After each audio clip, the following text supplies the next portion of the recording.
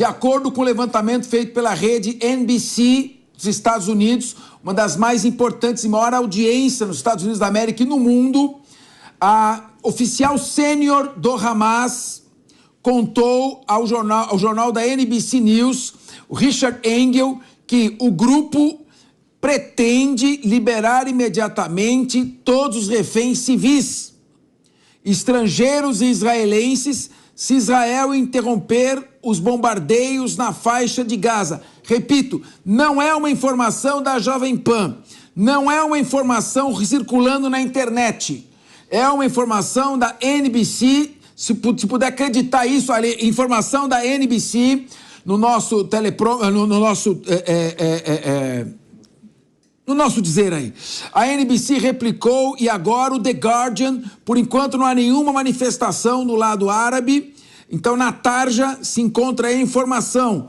NBC, existe a possibilidade, portanto, num programa carregado com semblante, carregado, extremamente preocupado de todos nós aqui, existe um momento de alívio, um momento de esperança para que esses reféns, repito, jovens inocentes que estavam se divertindo numa balada, havia judeus e não judeus, israelenses e estrangeiros, assassinados aleatoriamente numa ação que equipara ou até excede o Hamas em relação ao ISIS, e há esperança de que seja feita essa liberação dos reféns. E é claro, mesmo com essa liberação, Israel não pode parar sua ação para neutralizar de vez, definitivamente, o Hamas.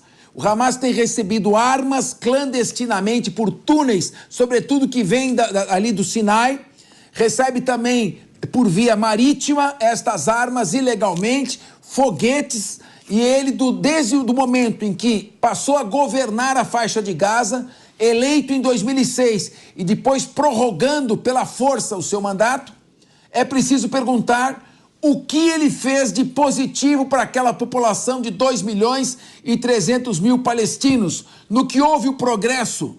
Ou então é necessário que Israel prossiga com esta ação, mas, repito, a informação da NBC, Hamas afirma que está disposto a liberar reféns. E o que é muito importante nessa informação é que se ele está disposto a liberar reféns, é que os reféns ainda estão vivos. Produção, estamos no ponto para receber o nosso entrevistado. Então agora são 15 horas e 51 minutos, 21 horas e 51 minutos em Israel. Já estamos aí com o nosso próximo entrevistado. Yannick, como é que você está? Uma boa noite, muito obrigado por atender aqui o Linha de Frente. Boa noite, seu Fernando, como vai? Boa noite a todos os brasileiros. Estou com vocês.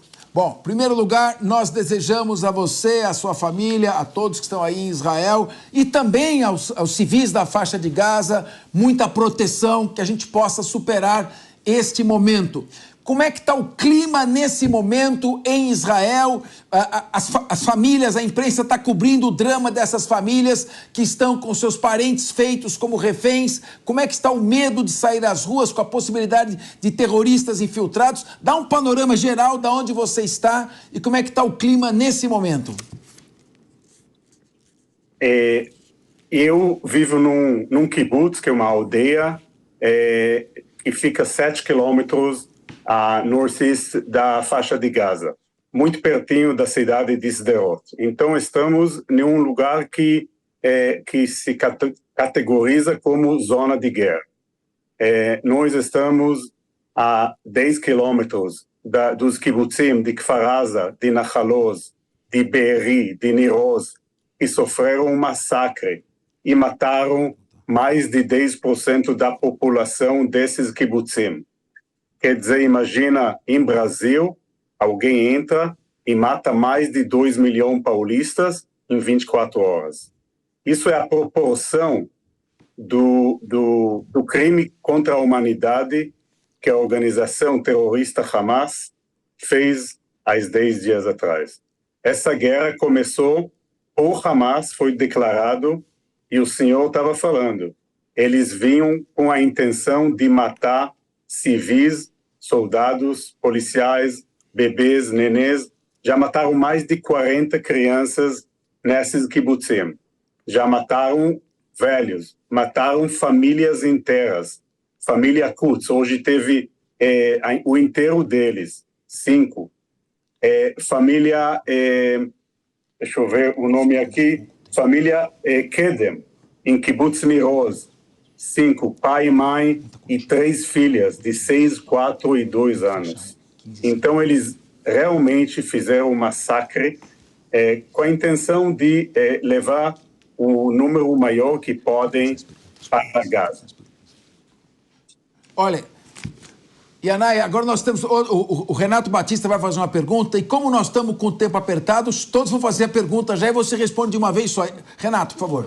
Yanai, o Capês noticiou agora há pouco aqui de que o Hamas estaria disposto, né, a negociar, a libertar as vítimas em caso de cessar fogo. Também a outra negociação, outra informação que rola é de que o Hamas ele negociaria eventualmente a liberação desses reféns em troca também da soltura de mais de 6 mil palestinos que estariam presos. Como é que você vê essa questão aí toda dessa negociação para a libertação de reféns, de cessar fogo aí na região? Liberação de reféns, Ricardo Rose, a sua pergunta. Então, primeira liberação de reféns, Ricardo Rose.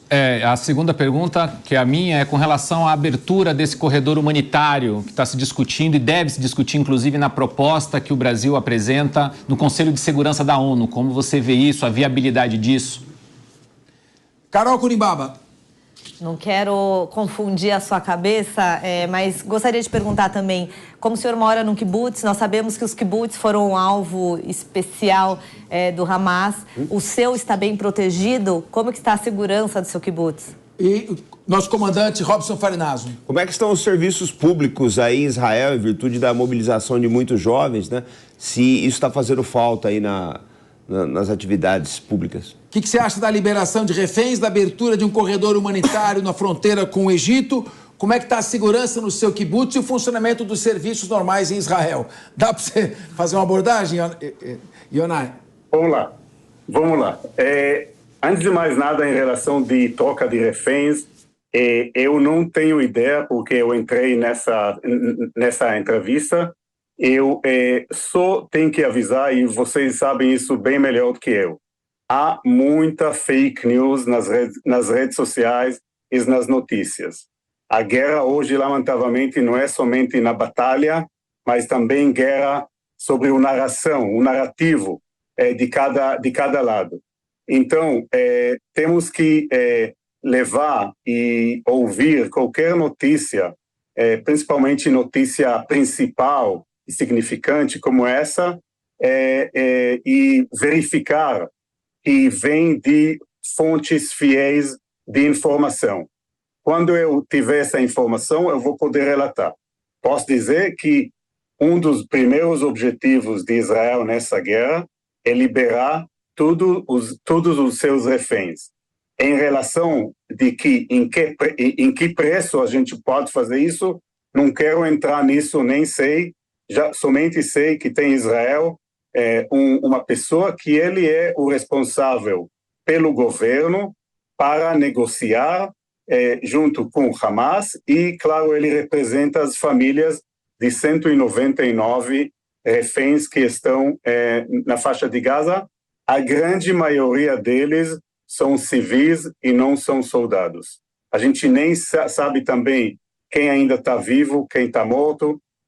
Ontem liberaram o primeiro vídeo de uma refém jovem e a gente sabe que isso também faz parte da guerra psicológica entre o Hamas e o Israel. Isso em relação a essas notícias. Em relação ao que acontece no kibbutz. O meu kibbutz é kibbutz de brasileiros, fundado por brasileiros, que tem mais de 1.000 habitantes, membros. Mais de que metade deles são brasileiros ou descendentes brasileiros. Na entrada do meu kibbutz tem bandeira de Israel, e tem bandeira do Brasil, e tem bandeira do Regional Council do Sha'ar HaNegev. Sha'ar HaNegev é a região da onde que eu pertenço, que o nosso mayor, o nosso chefe, que foi assassinado sábado passado em Kibbutz Kfar Aza. No nosso região tem 2 kibbutzim, tanto Kfar Aza, que sofreu mais de 80 membros mortos, e Nahal Oz, que teve mais de 40, que é grande parte da população, foram massacrados. O meu kibbutz, a gente diz que Deus é brasileiro, então, graças a Deus, não chegaram a ter mísseis caindo. Ainda é zona de guerra, metade da população, famílias com crianças, adolescentes e jovens, saíram para uma semana para o norte de Israel para se aliviar um pouco. Yanai, a última pergunta... rapidamente, Yanai.